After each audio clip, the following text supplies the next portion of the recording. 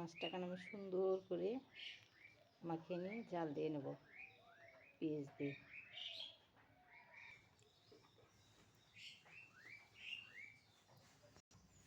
এই যে আমি কচু সিদ্ধ করে নিয়েছি, এগুলো আমার শাশুড়ি এখন ছিলতেছে। ও দুয়া যাও কিছুটা যাচ্ছে না। তনু করে মেশিন দিয়ে তো পানি দেয়, পানি গবালো ফুটে গেছে, দেখো এগুলো আমি ছেড়ে দিচ্ছি। এই কচু তেলানিতে রান্না করা হয় না, বুঝছো? এই কচু রান্না করার লাগে হচ্ছে এই যে গরম পানি দিয়ে ঘাটের তেলানি। আর দিলাম আর তো লাগিচ্ছে আমার বোতল দিয়ে সেই আর দিলাম।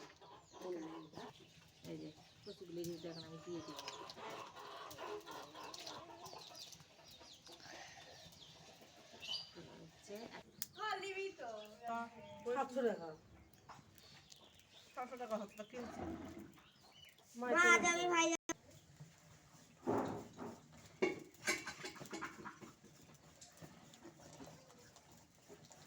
একটু করে আবার ওটি চাপ দিবেন, তাহলে একটা দিবেন আবার।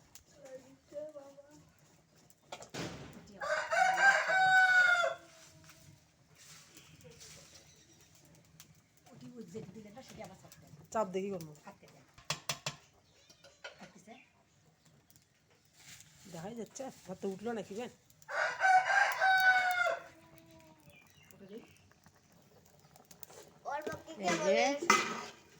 দেখেন আর একটু কষাবো, কষানো হয়ে গেলে আমি এখন তেলানি ধনিয়ার পাতা দিয়ে দিচ্ছি, একটু ধনিয়ার পাতা দেবো। এখন আমি মাছগুলো সব ঢালে দেবো। এই যে মাছগুলো দিয়ে দিলাম। কচু আমার হয়ে গেছে, এখন এটা আমি নামিয়ে নেবো। নামিয়ে নিয়ে তেলানি করবো। পাতাল করে নেব। শেষ, মাছও শেষ।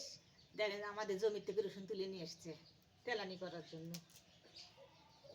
আমি তেলানি করবো, পাতে উঠে দিলাম।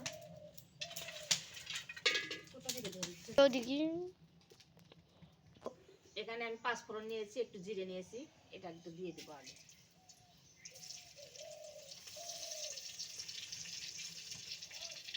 তারপরে রসুন কুচি আর পেঁয়াজ। তেলানি হয়ে গেছে, এখন আমি এটা দিয়ে দেবো। এই যে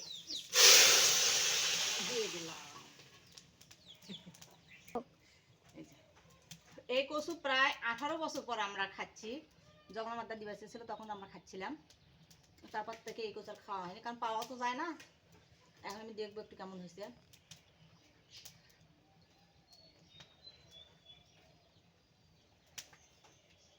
অনেক মজা, অনেক। যে মশলাগুলো দিয়ে দিলাম,